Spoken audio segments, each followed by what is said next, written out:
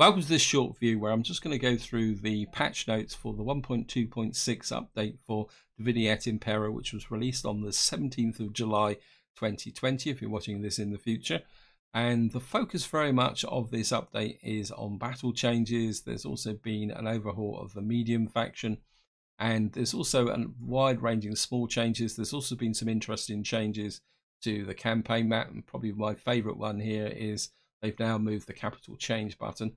Anyway, let's just get up to it. I'm not going to go through everything blow by blow because otherwise this would be a very dry, boring. I'm also going to put in a disclaimer that I haven't been able to look into many of these features in great detail.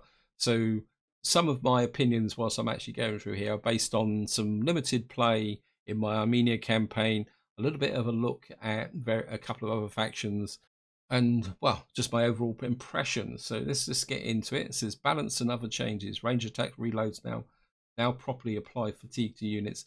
Now I have played a couple of battles and using horse archers and archer units. I haven't really seen that, so that might be more of a hidden stat. Fatigue penalty increase, but takes longer to reach various tiers. I have noticed this one.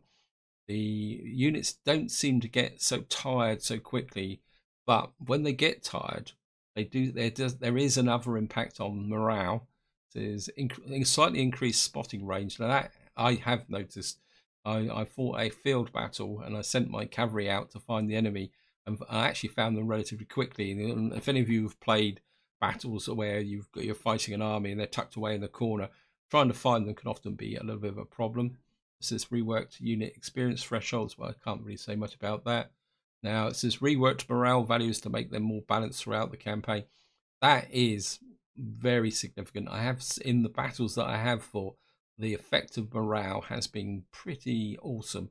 I actually had a battle where I was taking a minor Roman settlement. Now, if any of you have fought the Romans, they even their garrison units tend to fight to the last man. So you're hacking away at them.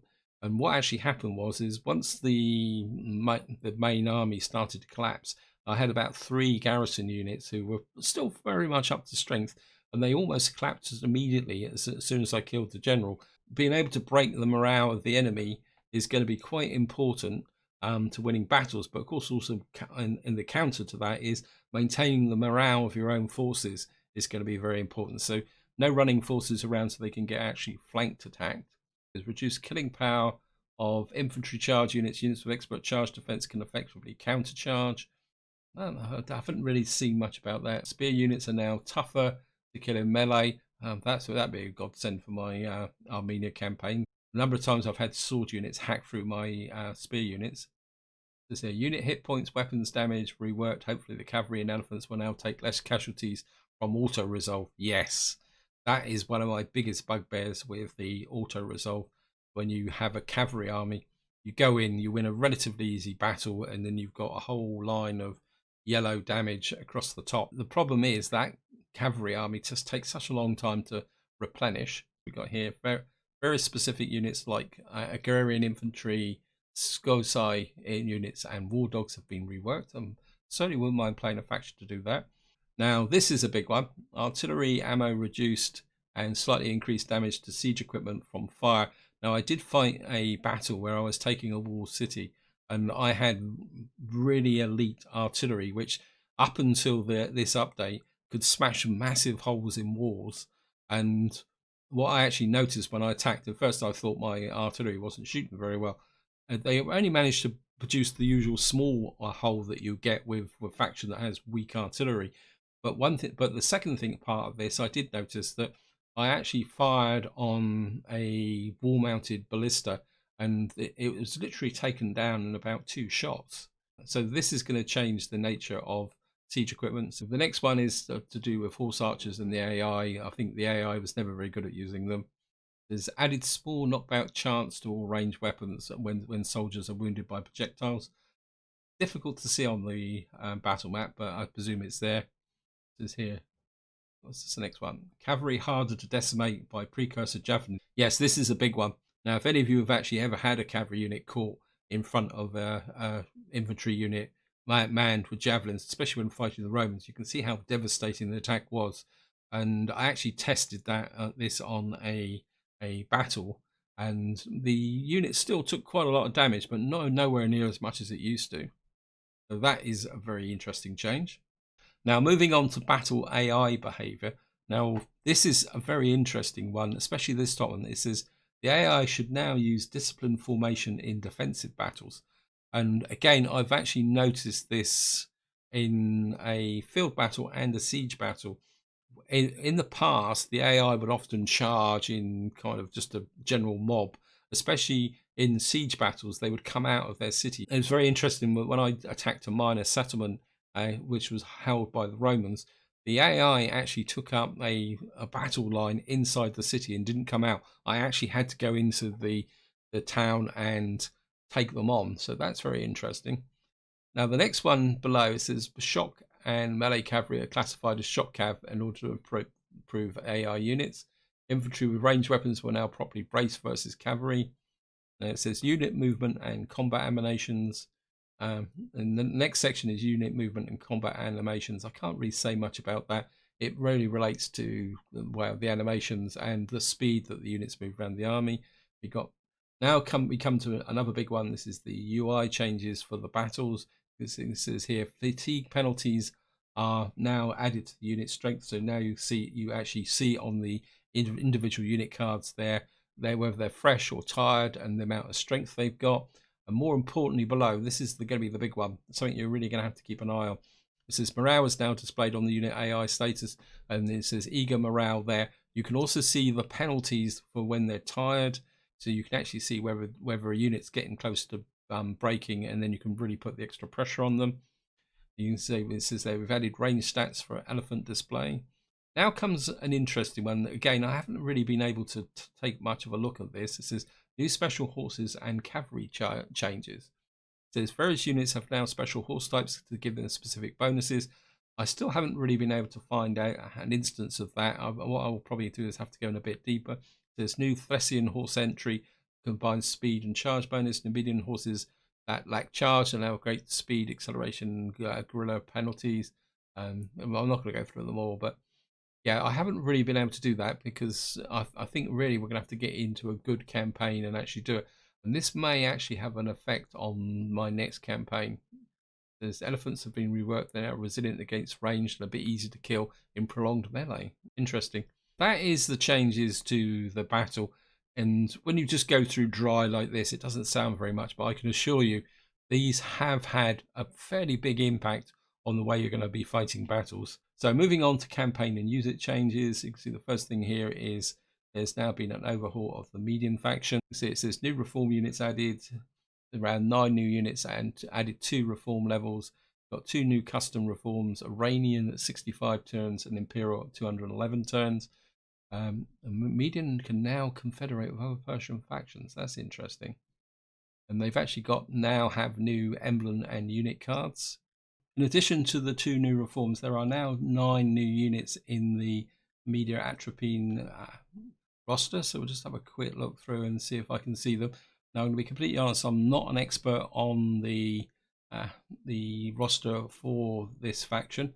So what we got here, let's just get some unit information. We got a Satrap Guard Spearman. We wouldn't use those. Some pretty good. What's that? That's actually Lancers, but they've actually got some missiles. So that's a Horse Archer stroke Lancer. Yeah, but they're not actually truly shock cav. In fact, it looks like they're all. Oh no, this last one here, late Iranian Cataracts. Armor penetration, armor 56. I wouldn't exactly say the armor is particularly brilliant on that. And what we got here, Hillman, I think they're a familiar unit. Persian Axeman, they're not bad. Base morale 473. Got no real armor. Then we get into Iranian Theropoli. I think that's how that's pronounced. These look a pretty chunky melee unit. Look at 9 attack, 12 defense, charge bonus, weapons damage. Got some little bit of armor penetration, reasonable armor 15 for infantry. They've got a bonus against infantry. I think that's quite an important trait now to resist the charges. Moving on, Persian Elite Infantry, which is actually slightly worse, but they've got far better armor, and they've got a charge bonus of the same weapon damage. They've got really great armor penetration. That really should make a difference. And I mean, they're not a bad unit actually. Dilamin Heavy Infantry, 11, 11, 26, 19. Armor penetration is not as good as these guys, but they've got pretty heavy armor. Speed 3. Not a bad unit, that is. I mean, that's a pretty well-rounded frontline melee unit. Let's just have a look at their Spearman now. Yeah, Eastern Spearmen, they're quite standard. Shield Bearers, these are the... I think they've got, actually looks like they've got a bow, but they're not showing that they've actually got... oh, they've got a little bit of ammunition. They got 4. I think these are the spear infantry that can often give you such a pain when you attack meter Atropine. Persian Apple Bearers. That's reasonable armor, 35. Charge bonus 19. They got bonus against elephants and bonus against cavalry, so they could be. They got pretty good morale as well. And then we got elite shield bearers. Wow, these are 819. These are 816, and these have got ammunition as well. And satrap guard spearmen, which is related to the general unit. They've got armor 28, charge bonus 22, weapons damage, armor penetration. So these have actually got armor penetration, where these could be a very good general purpose frontline unit, especially for flank attacks, supporting the phalanx unit. I definitely intend to play Media Atropine, but I won't be doing it again in the next series because their starting position is just way too close to Armenia. So effectively I'll be duplicating the current campaign. We got a Persian Levy Pikemen. Well, they're fairly bog standard early game units. We got Persian Hoplites, melee defense, armor penetration, base morale, armor, not bad. They got bonus versus cavalry, bonus versus elephants. Yeah, I think they're a fairly reasonable unit as well. Now we're going to move on to the missile infantry, skirmishers. That is shots burnt there. There's no range here. Missile damage, but the ammunition. 6. So these are basically a javelin unit. Ammunition 15. This is a Persian archer spearman. These are compatible with these up here. It's almost like this is a spearman that carries a bow with a few ammunition, but this is a relatively weak spearman with a lot of missile capability. The armor's not brilliant. The base morale's quite low.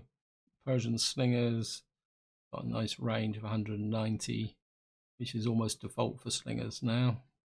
Reasonable amount of ammunition, a little bit of damage. I think in an early game I'd probably choose the slingers over the Persian archer spearmen. Persian archers, the range has improved a little bit better, looking better. And we got heavy Atropine archers, range 185, missile damage 17, ammunition of 15, armor 15, armor penetration 12. They could be pretty useful on the battlefield. And then what we got here, Royal Archers, armor penetration. So it's quite interesting that these don't have less armor penetration. But what makes these better? But these actually have the ability to attack. These could be very useful in a siege role because they could, once their ammunition's gone, you could throw them into attack. But with that charge bonus and the armor, I mean, they could hold their own against light units if you were sieging a city. So we're going to come down here. I think this is one of the changes that's happened now, is that the shock cav and melee cav have been almost combined together. So we got Persian medium cavalry. Not bad. I wouldn't be running them around the battlefield too much. Antropian lancers. Charge bonus 52. That's a reasonable charge bonus. A bit of armor penetration. Armor's not bad. 38. Now we're getting to the heavy lot here. Rhenium Cataracts. Melee attack defense. Charge bonus 55. Armor penetration. Armor 47. It's pretty good. Speed 6. 8 Rhenium Cataracts. So these have got a bit more charge bonus, a little bit more armor, a lot better base morale, and that 12-12 on attack and defense should be pretty good. In some ways, this is your melee cav. I mean, 12-12. I mean, they're a good dual role unit actually, but of course it's a late game unit, so you're gonna have to wait a little while to get it. We're gonna get down to the missile cav, median horse archers. Yeah, pretty good. Base morale's quite low, so they're really a light skirmish cav, not really one that you'd want in a cav army. Light Persian cavalry, missile damage, ammunition, range 85. Wow. So again, this is the javelin equivalent of this unit here. So we've got now late Iranian cavalry. It looks like many of the new units are actually missile cav. So what we got here, range 160, reasonable ammunition and damage, charge bonus, melee attack 99. Could hold their own in part of a cav army. Median cavalry. It's almost like they're paired. So this is the archer version, and then this is the javelin version with the medium cav. I mean, 6 javelins could be useful. This could be a medium version of Tarentine cavalry, which is some of my favourite cavalry in the whole of Rome 2. Reformed median cavalry. Wow. Range 165 ammunition. Charge bonus, yeah, pretty good. Persian Kinsmen Lancers. I'm starting looking through these. I'm starting to get the feeling, why would you need the shock cav except for maybe one to work with the general? It's very much like the Armenian cavalry. You're far better off having these in a dual role. We're carrying missiles and the ability to fight as well. As we got here again, you've got a kind of link here between the Persian Kinsmen Lancers. This unit here has got a charge bonus that's almost equivalent to the actual shock cav. I mean, their charge bonus for that is 55, and you've got these Kinsmen Lancers with a charge bonus of 52, so they're only slightly lighter, plus the fact that they're walking around with a bow with 15 rounds of ammunition in. These have got a lower charge bonus, so these are like very heavy skirmish cav. They could hold their own in a melee combat, and of course what we got here, wow, Iranian nobles. Range 150, ammunition 15, charge bonus. Well, these are even more powerful than this, but these are going to be ultra late game units. And at 2,525, they're not going to be exactly the cheaper. It's almost like they are the equivalent of this. So you've got Persian Kinsmen Lancers. Yeah, so this unit here, the general unit, is equivalent to theirs. So having it'd be awesome to have a cav army made up almost of general units. I think that's enough of a run through for the medium roster. And new units for other factions. This looks like the Spartans have got 3 new units: new Parthian unit, new Bactrian unit, updated Rhodian unit, Cretan mercenary unit, a new Hellenic AR Galatian unit. They've changed some of the visuals for elephants and cavalry. And the next thing we're going to look at is the Barbarian Traits. A big thank you to DMW for all your effort in putting these traits together. These traits are intended to give a different flavour to the Barbarian Tribes. And these are the Gallic, Germanic, British and Iberian Tribes. So we're just going to start with the Gallic Tribes. So of course, Score Daisy has increased migration, new foundations, reduced build time for minor cities. That could be interesting for affairs. It says diplomatic penalty with Dacio, Thracian, and tribes. That means that you're going to start off hostile to the factions to your southeast. That could be interesting. Bolly is Wild Rovers, decrease recruitment costs for local units. That's be good for early expansion. Tribal Cooperators, diplomatic bonus with the Celts. That's interesting. Memories of defeat, moral penalty against the Romans. That could make taking on Romans pretty tough, especially as the fact that you start pretty close to the Roman Empire. That was certainly going to add a little bit to the difficulty for when you play that faction. The Nervi, national courage, increased moral in each land, increased ambush chance and moral. That's interesting. Belgic austerity, decreased wealth from industrial and commercial buildings. So this makes this a very much a military faction now. Galatia, what we got? Increased income from captives, increased income from raiding, sacking, and looting, increased construction times. That makes the faction, I wouldn't say more difficult to play, but it takes in a direction where you're going to have to fight battles, so you're going to have to do raiding and sacking, which is not one of the better mechanics in the game with respect to when you want to expand. So that could be interesting. And of course, we got the Averni, which is Gallic Craftsmanship, increased income from metal resources, building chains, can form client states. This is the new feature that's been added with the 1.26 update as well. They're the only barbarian tribe who can actually take on clients. That actually changes the way the game can play. I mean, you could be interesting if you could subjugate the Romans. There's internal power struggles, public order penalty from Celtic culture. That seems to emphasize that Celtic culture is going to be a lot more prevalent, and the need to manage it is going to be a bit more interesting. So that's the Gallic tribes. Oh, well, the next one's the Britannic, so we'll just have to take a look at Britannic. And this is the Iceni. Children of Anquesti, increased moral and experience for chariots. Not a particularly good trait because, to be honest, chariots are very much a glass cannon.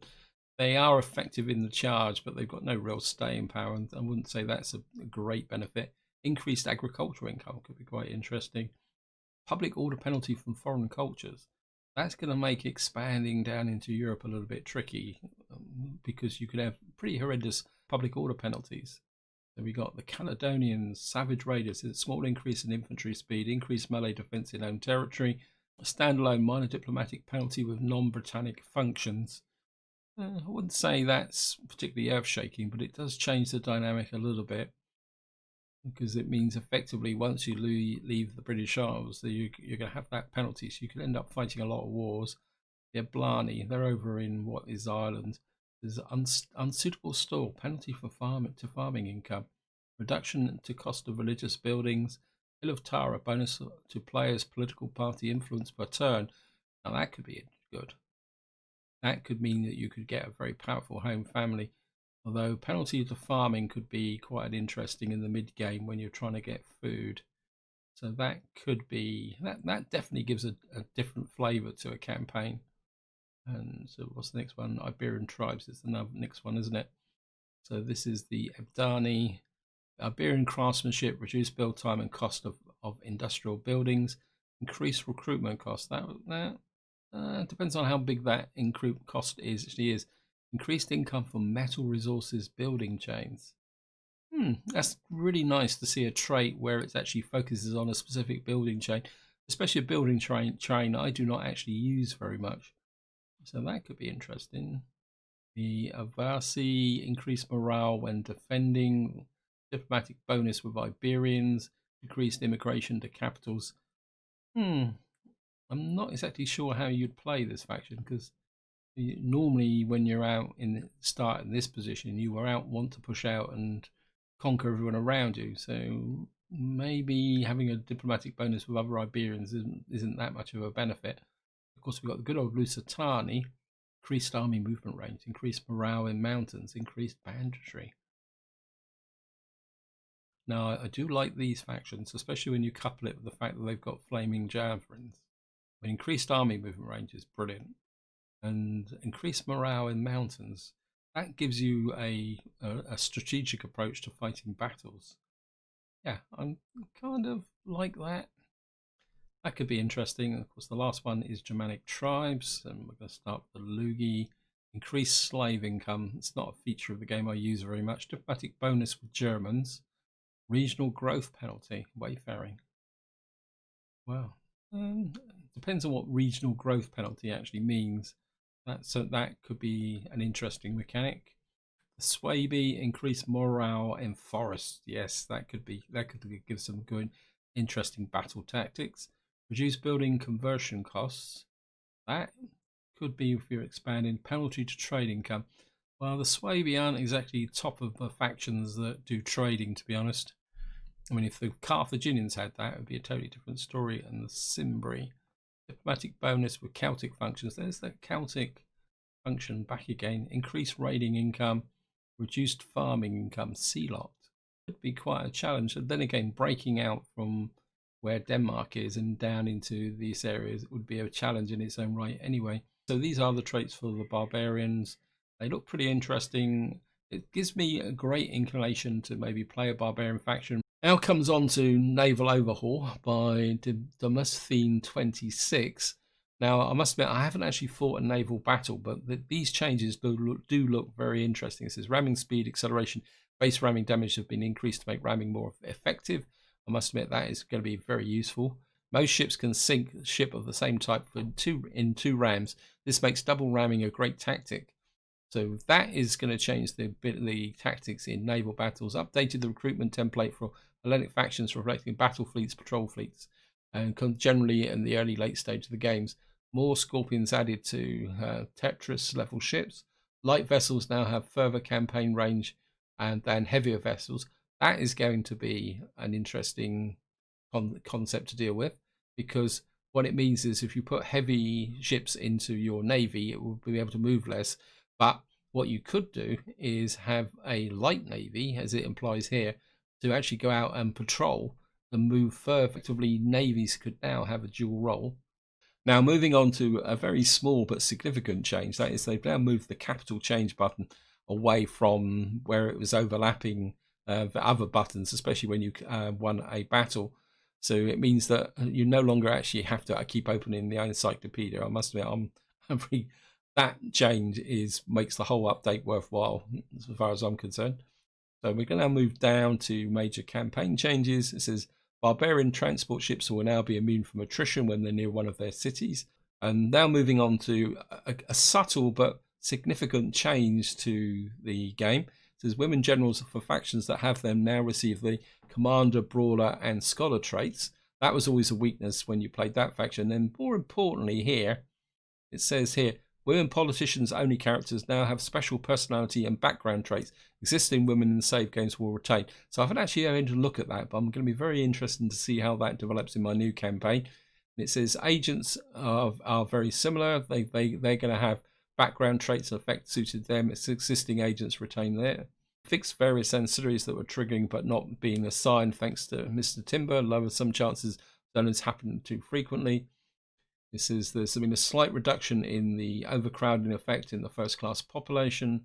It says the commander trait will no longer decrease when you have close victories. I must admit that was slightly irritating, but not significant as long as you're always winning. But if you're trying to build a commander up and you're fighting tough battles, you just never seem to make any progress. It says here, intellectual trait has been slightly higher chance to increase, slightly lower chance to decrease. Must admit the intellectual trait is something that I've never really been able to get my head around because it never seems to change. It says new faction emblems for various factions make them more in line with other emblems. Thanks to Jake. Yep, thank you very much, Jake. Unit costs and upkeeps have been recalculated based on new stats and battle changes. Various core mercenaries have had their costs properly increased. Could be something that could affect an existing campaign if you're a bit tight for money. So moving on now, all factions playable submod victory conditions have been added to all factions. That could be useful because there are a few factions that I would like to play, but they never had victory conditions or any real focus. That could be there. And then of course we've got a whole list of minor changes down here, which I'm not going to go through. That is a quick review of the changes in the 1.26 update. Hope you enjoyed the video. Hope you found it interesting. If you've got any comments or observations about the 1.26 update, by all means put them in the comments, and so that we can share and discuss them. And I'll have to admit, I'm really looking forward to starting a new campaign and starting to experiment with this new update. But until next time, whatever you do, enjoy your gaming.